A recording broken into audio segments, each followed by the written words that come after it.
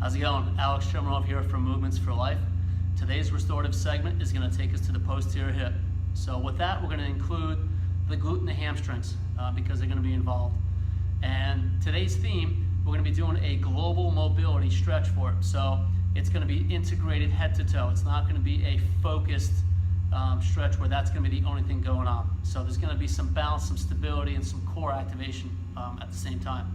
So this will be done, just to review, after I've done some posterior hip work in terms of soft tissue, either foam roll, lacrosse ball, some hamstring work as well, and then some local stretches for each and every one of them.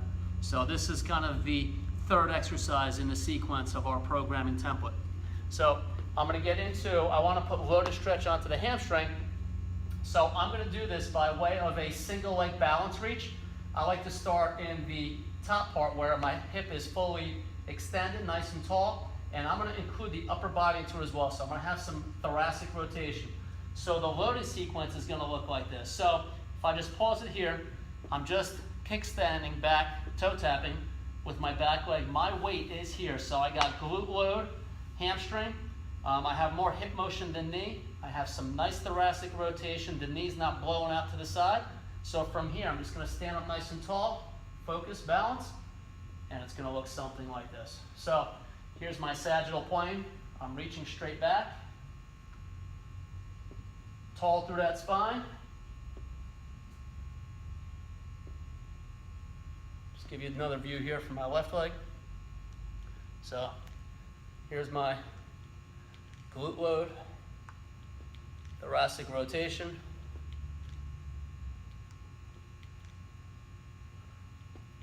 All right, so there's sagittal plane. For a frontal plane, I'm going to do my balance reach, but I'm going to reach out to the side.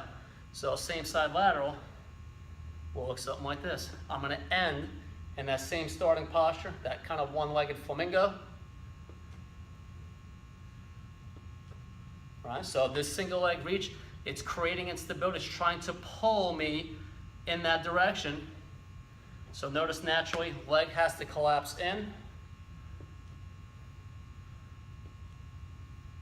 Opposite side. And that's our glute load, right? Glute load, everything that collapses in. Don't have to exaggerate it too much. It should happen naturally. You definitely don't want the knee going out, right? We want the knee to collapse in. The glute, when it loads, is an internal rotator. That's when it goes on stretch, eccentrically, right? And then my favorite, so a transverse plane. I'll show you two views here. We're going to go back diagonal. So as I get into this skater type reach, this is going to put the most load or stretch on my glute because I'm in a position of hip flexion, adduction, and internal rotation. So if you look at all those motions eccentrically, that is what the lat does. Concentrically, it does the opposite of all those, right? Awesome. So, sorry, I'll give you the butt view. So, back diagonal. So, flexion, adduction, internal rotation. Combine that with all my thoracic rotation. Woo.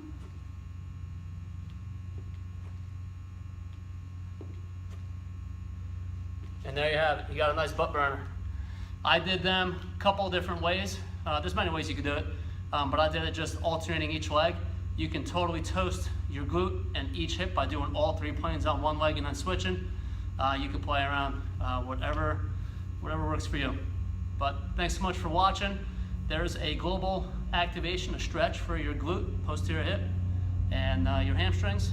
So have fun, enjoy, and thanks for watching. See you next week.